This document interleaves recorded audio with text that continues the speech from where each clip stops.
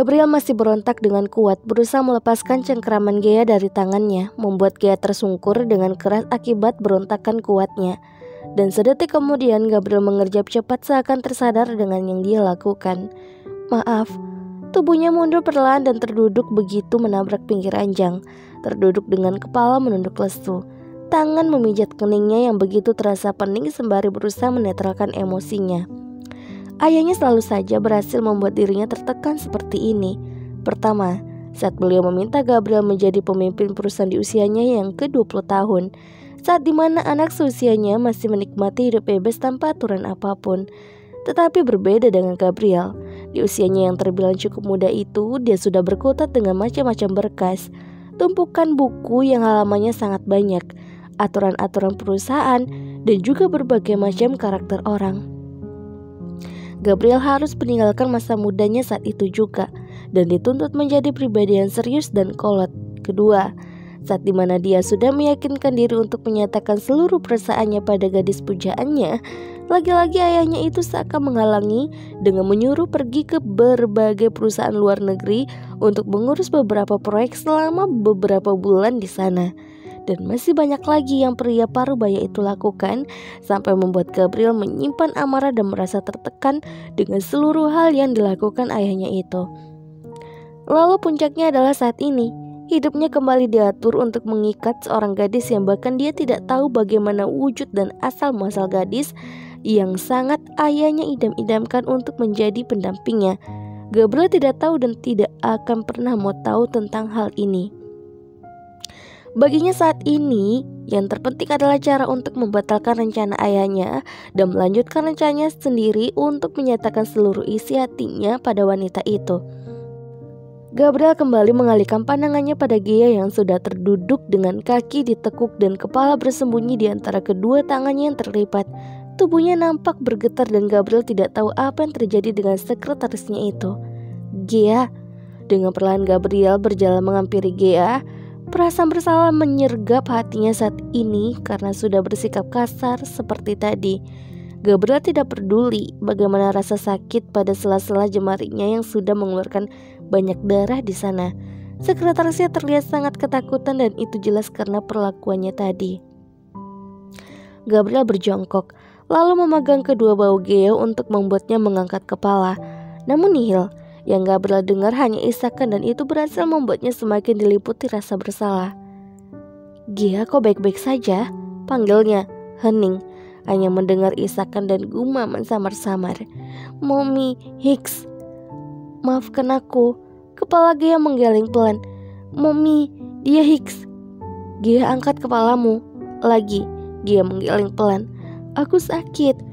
Mendengar itu membuat Gabriel panik. Sekretarisnya bilang sakit dan Gabriel dapat memastikan tubuhnya lah yang sakit akibat dorongan kerasnya tadi. Mana? Apa yang sakit? Hingga akhirnya Gea mengangkat wajahnya nampak memerah. Pipinya sudah terlumur oleh air mata yang mengalir. Gadis itu terlihat begitu rapuh dan Gabriel semakin menyesal. Gabriel benci melihat wanita menangis. Karena dengan seperti itu sama saja mengingatkannya pada saat ibunya menangis dan pergi meninggalkan dirinya di usia yang sangat muda. Mengingat pertengkaran ibu dan ayahnya yang berakhir dengan tragis, bercerai. Gabriel menangkap wajah Gea, menghapus jejak air mata gadis itu dengan lembut. Maaf, jangan menangis Gea. Gabriel. Gea memanggilnya dengan nama dan itu membuat Gabriel mengangkat kedua alisnya merasa bingung. Aku Rin. Ucapannya terhenti begitu melirik ke arah buku-buku jari Gabriel darah. Di sana terdapat banyak darah. Darah.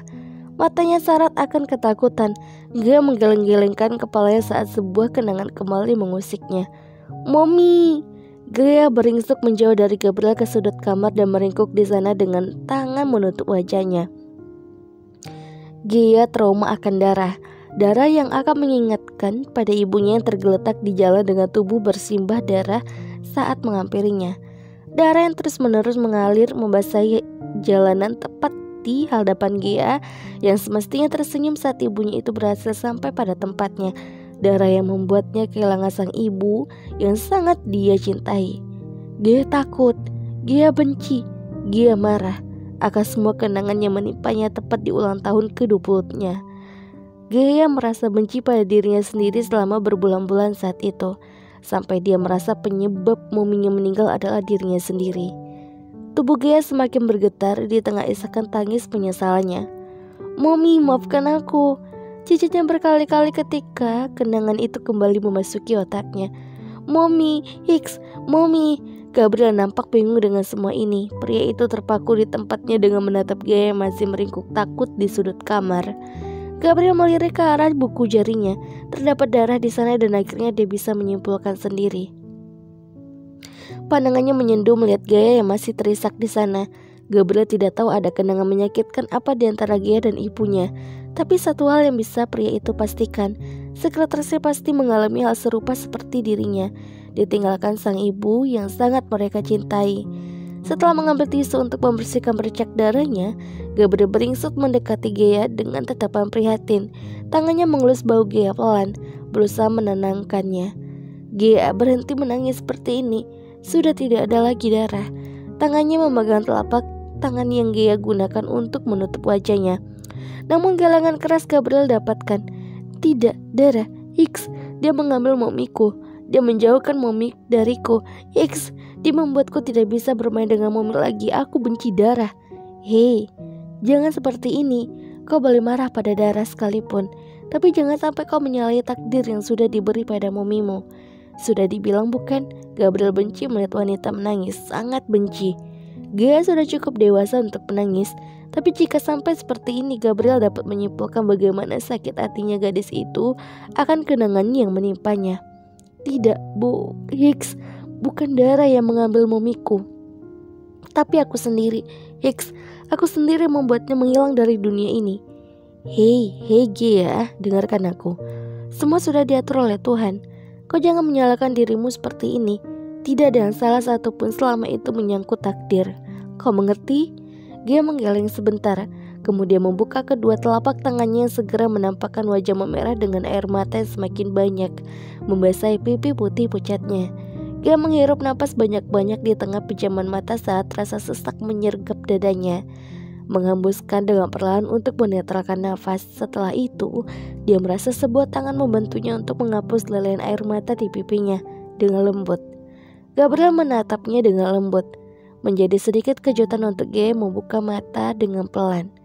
"Kau tahu, aku juga memiliki cerita serupa denganmu, ditinggalkan oleh wanita yang sangat berharga di hidupku. Kita sama, Gea." Halo Nafers semuanya, jangan kemana-mana, tetap di channel Mimin, channel Baby Taloka. Jangan lupa subscribe, like, dan komen, karena dukungan kalian adalah semangat Mimin untuk upload setiap harinya. See you next time, ketemu lagi di episode selanjutnya. Bye bye.